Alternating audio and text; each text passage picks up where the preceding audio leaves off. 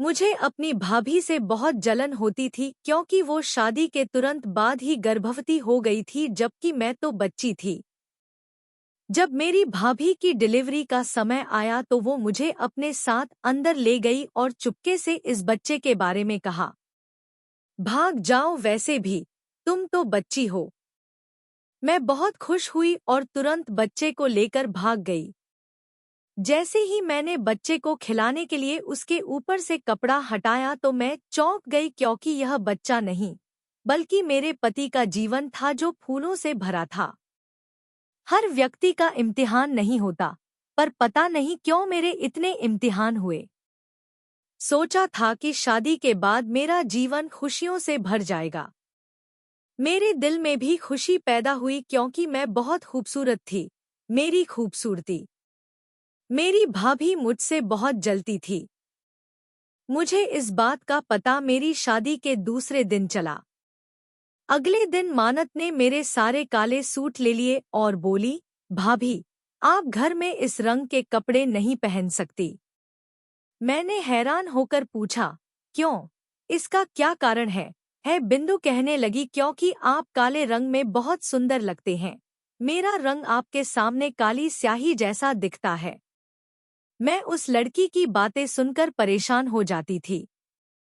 मैंने उसकी शिकायत अपने पति से की और मेरे पति ने बड़े आराम से कहा कि बिंदु जैसा कहे वैसा करो।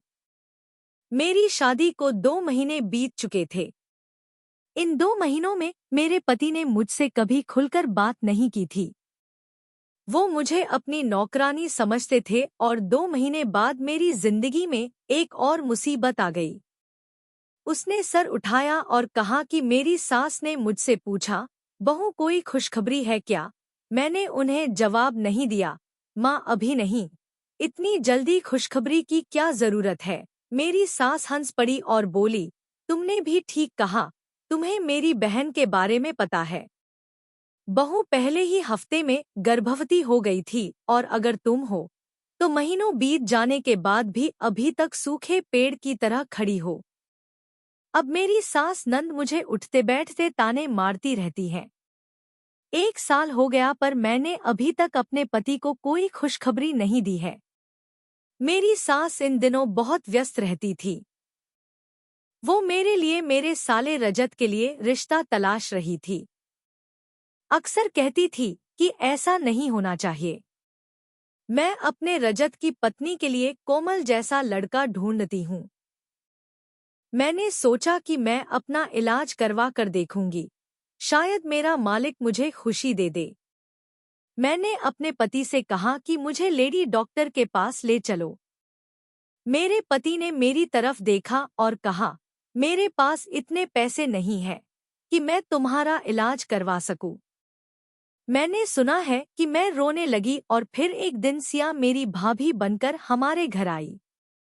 वह बहुत पढ़ी लिखी थी और अपने काम से काम रखती थी। वह मुझसे ज्यादा बात भी नहीं करती थी। कृपया मेरा YouTube सब्सक्राइब करें। खबर मुझ पर बिजली की तरह गिरी थी। उस दिन के बाद मेरी सास को मुझे ताने मारने का बहाना मिल गया था। जब रात हुई तो मैं अपने कमरे में जाकर लेट गई। दिल अंदर से भारी था। मैं रो रही थी तभी मेरी ननद मेरे कमरे में आई। ऐसा पहली बार हुआ था। सिया कहने लगी, दीदी, मैं घर पर देख रही हूँ। जब से मुझे पता चला है कि मैं गर्भवती हूँ, तब से मैं तुम्हारा जीना दुश्वार कर रही हूँ। मुझे तुम्हारा अपराध बोध होने लगा है। मैं समझने लगी हूँ। बोली, अरे नहीं, नहीं, और फिर धीरे से बोली, दीदी, मैं आपको एक बात बताऊं, जो लोग अब इस बात से खुश हैं कि मैं गर्भवती हूँ। जिस दिन मैं बच्चे को जन्म दूंगी, यही लोग मुझे इस घर से धक्के मारकर निकाल देंगे। मैं परेशान हो गई और बोली, यह बहुत बुरी बात है, और मेरी बात सुनकर वह मुस्कुराई और उठकर मेरे कमरे से बाहर चली गई। मैं रसोई में काम कर रही थी तभी सिया रसोई में आई और बोली, दीदी, मुझे बहुत भूख लगी है। मैंने कहा, आप बैठिए, आपके लिए नाश्ता बनाती हूँ। नाश्ता करने के बाद मैंने कहा, दीदी, आपके घर वाले कहाँ हैं? मैंने कहा जब छोटी थी तो पिताजी की मृत्यु हो गई थी, मेरी कोई बहन या भाई नहीं था। जब मेरी शादी हुई और कुछ दिनों बाद पता चला कि अब माँ भी नहीं रही। बस अब मेरा कोई मामा नहीं है। मैंने कहा सिया, भगवान का शुक्र है कि तुम गर्भवती हो, नहीं तो तुम्हें भी ये सब सहना पड़ता जो मैंने सहा। सिया की आंखों में बहुत दुख था। वो बोली, अगर मैं अभी गर्भवती हो गई तो क्या होगा? मुझे ये दर्द नहीं सहना पड़ता जो तुम सह रही हो। जब मैं बच्चे को जन्म दूंगी तब आप देखेंगे कि ये लोग मेरे साथ कैसा व्यवहार करते हैं। जैसे जैसे उसकी डिलीवरी का दिन नजदीक आ रहा था, वह बहुत परेशान रहने लगी। एक दिन सुबह से ही उसकी हालत बहुत खराब थी। तब मेरी भाभी अपने कमरे में चली गई। उसने कमरा अंदर से बंद कर लिया। मेरी सास बहुत तड़प रही थी और दरवाजा बजाने लगी, सिया बहू दरवाजा खोलो, मुझे तुम्हें डॉक्टर के पास ले जाना है। पर सिया बोली, नहीं मम्मी, डिलीवरी मैं खुद कर लूंगी, आप दीदी को मेरे पास भेज दो। मैं बहुत परेशान हो गई। मेरी सास ने मुझे जबरदस्ती अंदर भेज दिया। मैं अंदर गई, मेरे होश उड़ गए। सिया बच्चे के साथ बैठी रो रही थी, मुझसे कहने लगी, दीदी भाग जाओ इस बच्चे को लेकर। मैंने कहा, मैं कहाँ जाऊंगी, आप पागल हो गई हो क्या? उसने मेरे लिए एक पता लिख दिया और मैं पीछे के दरवाजे से बाहर निकल गई। आखिरकार मुझे पता मिल ही गया जहां मुझे पहुंचना था। मैंने दरवाजा खटखटाया और एक आदमी ने दरवाजा खोला और बोला, आप नेता है, वो उसकी भाभी है ना? मैंने इस पर अपना सिर हिलाया। सिया की माँ और बहन भाई सब वहां थे। उसकी माँ ने मुझसे पूछा, तुम्हारी गोद में क्या है?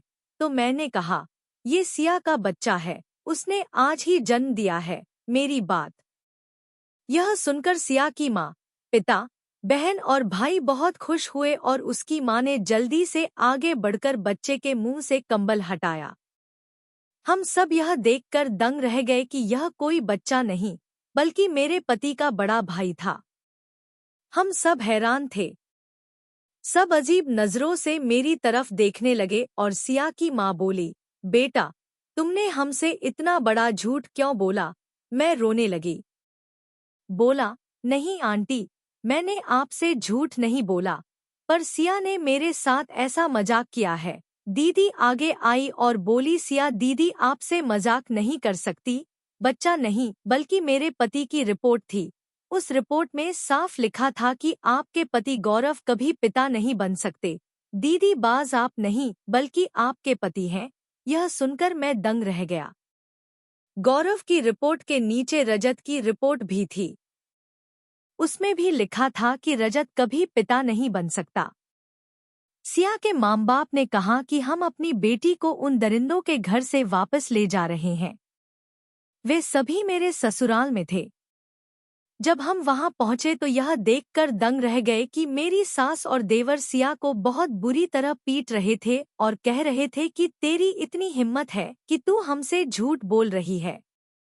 चाचा जी बहुत गुस्सा हो गए और पुलिस बुला ली मेरी बेटी को गिरफ्तार करने के लिए।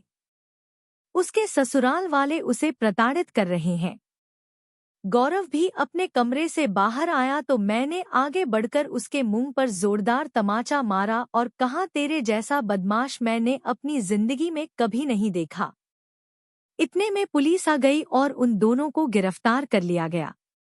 भाइयों को अपनी पत्नी को प्रताड़ित करने के आरोप में गिरफ्तार कर लिया गया, जिसके बाद सिया के माता पिता मुझे अपने साथ ले गए और कहा कि आज से तुम हमारी बेटी हो।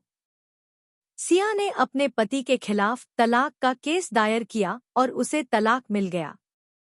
और इस तरह सिया की समझदारी की वजह से हम दोनों लड़कियों की जान बच गई और आज हम खुश हैं। चाचा ने हमारी शादी करवा दी और अब हमारे 2 बच्चे हैं। दोस्तों, ये थी आज की कहानी। अगर आपको कहानी पसंद आई हो तो वीडियो को लाइक करें, शेयर करें और कमेंट भी करें। अगर आप मेरे चैनल पर नए हैं तो चैनल को सब्सक्राइब करना न भूलें। अगर कोई गलती हो तो माफ करें।